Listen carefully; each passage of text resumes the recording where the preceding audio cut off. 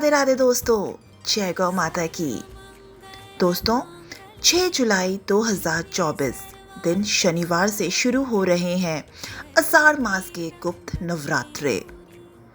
आप सभी को आषाढ़ गुप्त नवरात्रों की हार्दिक शुभकामनाएं। माँ भगवती का आशीर्वाद और उनकी कृपा आप पर सदा बनी रहे। इसी मनोकामना के साथ शुरू करते हैं हम आज की वीडियो। जय माँ भगवती, जय गौ माता की। आइए जानते हैं आषाढ़ मास के गुप्त नवरात्रों के बारे में। शरण्ये त्र्यंबके गौरी नारायणी नमोस्तुते। आषाढ़ मास के गुप्त नवरात्रों में माँ दुर्गा की शक्ति की उपासना का विधान है। इन दिनों 10 महाविद्याओं की साधना की जाती है। वर्ष में आदि शक्ति माँ भगवती की उपासना के लिए 4 नवरात्रि आती हैं। इसमें 2 गुप्त एवं 2 उदय नवरात्रि होती हैं। चैत्र और अश्विन मास की नवरात्रि उदय नवरात्रि तथा आषाढ़ और माघ की नवरात्रि गुप्त नवरात्रि के नाम से जानी जाती हैं। इस बार शनिवार 6 जुलाई 2024 से गुप्त नवरात्रि का पर्व प्रारंभ होकर दिन मंगलवार 16 जुलाई 2024 तक जारी रहेगा। स्वाधिके शरण्ये त्र्यंबके गौरी नारायणी नमोस्तुते। माँ दुर्गा शक्ति की उपासना का पर्व गुप्त नवरात्रि से संबंधित पौराणिक मान्यताओं के अनुसार इन दिनों अन्य नवरात्रि की तरह ही पूजन करने का विधान है।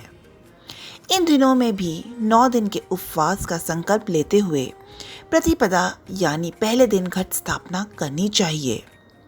घट स्थापना के बाद प्रतिदिन सुबह और शाम माँ दुर्गा की आराधना करनी चाहिए।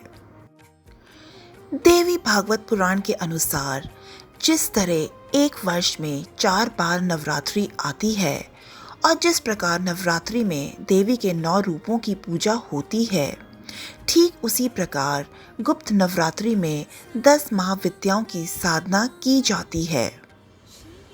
गुप्त नवरात्रि विशेषकर तांत्रिक क्रियाएं, शक्ति साधनाएं, महाकाल आदि से जुड़े लोगों के लिए विशेष महत्व रखती हैं।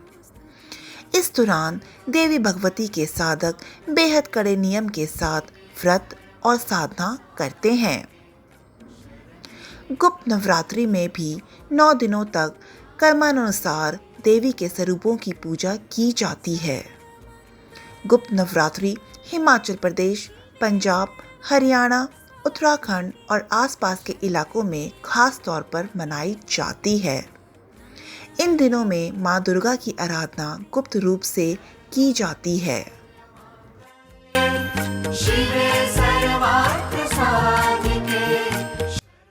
आइए जानते हैं उन 10 देवियों के नाम जिनकी आराधना करने से दुर्लभ वस्तु प्राप्त हो सकती है और सभी मनोकामनाएं पूर्ण होती हैं।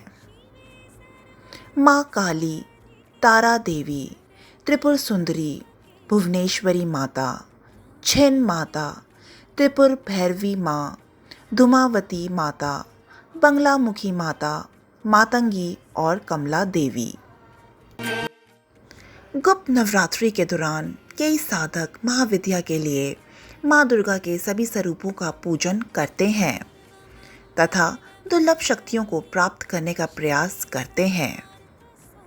अष्टमी और नवमी के दिन कन्या पूजन के साथ नवरात्रि व्रत का उद्यापन करने की मान्यता है।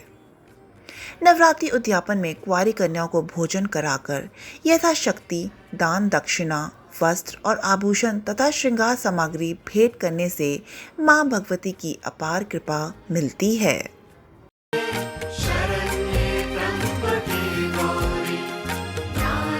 आषाढ़ गुप्त नवरात्रि में माँ भगवती के साथ गौ माता की भी सेवा और पूजा करनी चाहिए, क्योंकि गौ माता सारे जगत की माता हैं और वो हमारा पालन और पोषण अपने दूध से करती हैं। गौ माता में 33 कोटि देवी देवताओं का निवास है, इसीलिए आषाढ़ मास के इस पावन महीने में आप सभी लोग भी गौ माता के दर्शन और उनकी सेवा कर सकते हैं।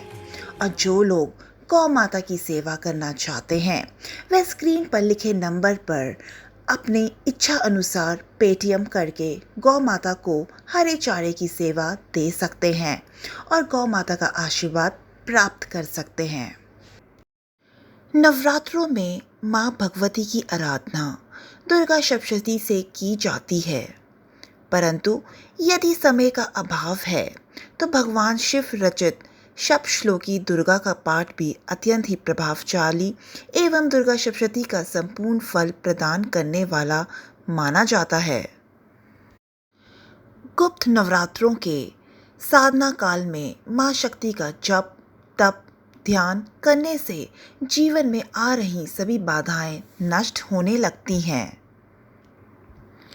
मान्यता है कि नवरात्र में महाशक्ति की पूजा कर श्री राम ने अपनी खोई हुई शक्ति पाई। इसीलिए इस समय आदि शक्ति की आराधना पर विशेष बल दिया गया है।